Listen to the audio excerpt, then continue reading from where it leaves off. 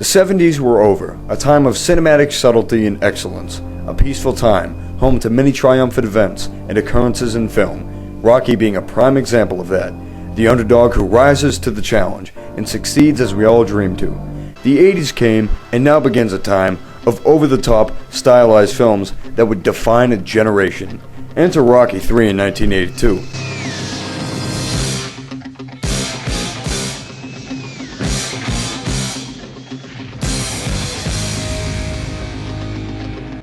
Three years after Rocky II was released, Stallone gave us yet another addition to the Rocky series. But a question that must have been on everyone's mind was, where can the story be taken now? Rocky II shows him finally winning the heavyweight title, so now that he's champion, what happens? Well, he fights someone else, I guess. We get the introduction to the movie through a montage of what's happened since Rocky won the title almost 6 years earlier, to the classic rock of Survivor's Eye of the Tiger. We see that Rocky's defended his title 10 times over the years, and his rise in celebrity has made him more than a household name, but an American icon, much as he's become today in real life. He's even on the Muppets, for God's sake.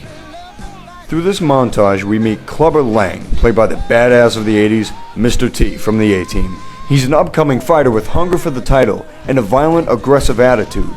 Rocky now lives a rich and carefree lifestyle, but late one night by the arcade, we see the return of Paulie, walking through the city as drunk as he is Italian, and at this arcade, he sees a Rocky pinball game, and through another jealous outburst,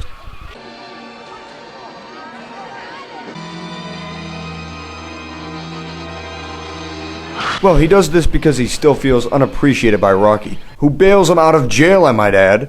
Paulie exclaims that Rocky neglects him too much because of his celebrity status, and all he ever did was what, Paulie? This! You gave me a lousy stinking X-Lax watch! This! Oh, the watch! The dreaded watch! After almost 6 years, Paulie still remembers that fucking watch! Well, at least that's the last time we're gonna hear about it.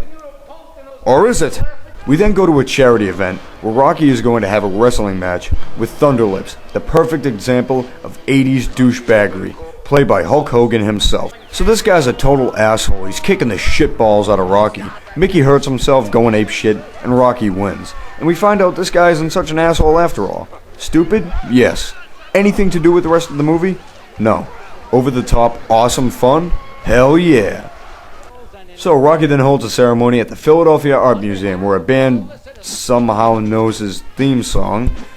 Okay, that's fine. I just don't really understand how that makes any sense. Anyway, Rocky announces his retirement from boxing, but from the crowd emerges Clubber Lang challenging Rocky to a bout. They don't want a man like me to have the title because I'm not a puppet like that fool up there. You know, you got a big mouth, you know? Why don't you come out and close your mouth, boy? Come on. Come on.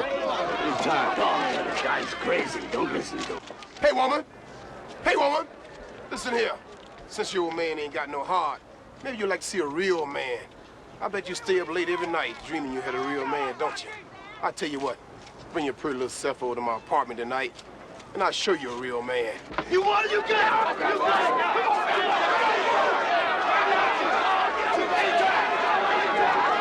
We go back to Rocky's mansion where Mickey is packing his bags, saying he will no longer help Rocky win the title. And when Rocky asks why, Mickey drops a bomb on him. This guy is a wrecking machine, and he's hungry. Hell, you ain't been hungry since you won that belt. Oh, what are you talking about? I've had 10 title defenses. That was easy. What do you mean easy?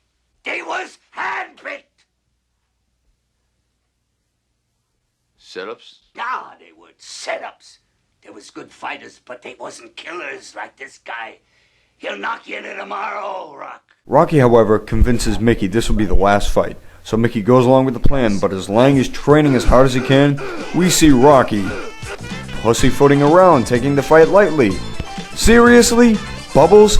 Look at the look on Mickey's face. He looks like he's about to blow up an orphanage. So fight night comes around and we see Rocky subtly preparing, and Lang wanting his space as he looks like a caged animal at his locker. The fighters have a confrontation before the fight as Mickey is pushed to the ground, where he has a heart attack, and Rocky now wants to call the fight before it even starts. But Mickey insists he fight. Rocky goes into the ring feeling guilty and weak, and here we see the return of Apollo Creed, as he greets both fighters. And he even has a confrontation with Mr. T. Don't need nothing you got no more. Don't need no hair been messing up my corner. And you better get that bad look off your face before I knock it off. Come on. Wanna jump? Jump. Come on.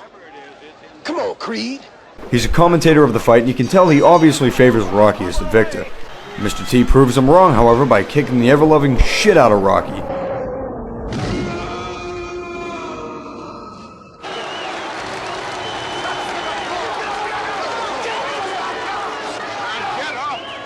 Get up! Get up! Come on, do what you do! Get up! I'll tell you what to do! Come on, get up! 6! Get up!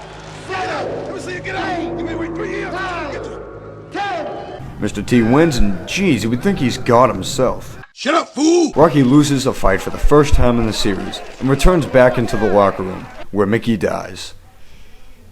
Okay, I know this is supposed to be a sad moment in the series, and it is sad, and I'm a huge fan, but really, anyone watching this would agree that Stallone's muffled and weird noisy cries make this moment kind of funny.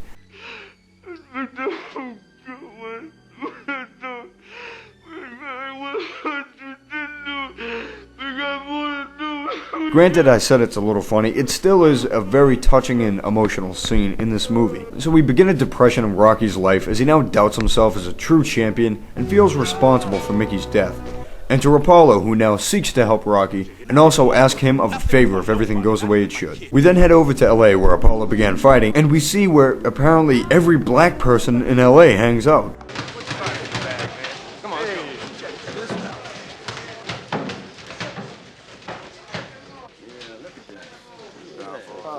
Hey look, it's that motherfucker Rocky Balboa. Yo, what's the stallion doing here? Anyone else notice that bunch of crackers at the front door? Duke also comes back into the series as we see he's happy to finally be training Rocky instead of fighting him. In a moment like this, who would be the one person to say something in the wrong place at the wrong time? We gotta leave. I got a reputation. What do you mean reputation? You heard. I don't like these people. You don't like them? Well, maybe they don't like you either, Paul. What I do to them? And train him like a colored fighter. He ain't got no rib. Really, Paulie? You might as well have just said...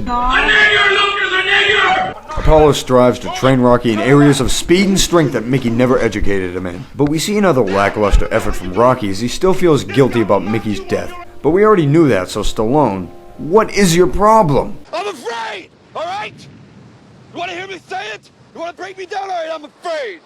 For the first time in my life, I'm afraid. As Adrian brings Rocky to his senses, we begin with a training montage, only this time with Apollo by his side. And you know, this isn't the best training montage of the series, it's actually kinda corny, but I like it, and what's there not to like about it anyway?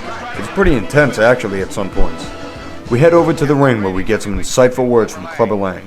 No, I don't hate Balboa, but I pity the fool, and I will destroy any man. There it is, that's the famous phrase from Mr. Shut up, fool! So the fight begins and we see Rocky gives Lang a run for his money. Round 2 starts and Lang unloads on the stallion and knocks him to the ground. And we make it to round 3. Sorry, but there's really not much to say about this fight since it ends right about now. Sure, the fight was pretty good, and I think it was shortened this time because it was more about Rocky's inner struggle. So Rocky wins back the title yet again, and we head back over to the gym, where Apollo is finally getting the favor he requested from Rocky, which leads to a great freeze-frame ending. So, Rocky 3, my thoughts? Obviously not as good as the first two, but it definitely does a good job. It's all about Rocky doubting himself for who he thought he was. The performances aren't as good as they were before, but the characters still are likable and are close to us. The soundtrack is definitely one of the best parts of the movie, and along with Mr. T, and its over-the-top nature propelled to be a fun and actiony drama that's definitely watchable. So Rocky 3 is worth the watch. Next is Rocky 80s. I mean Rocky 4.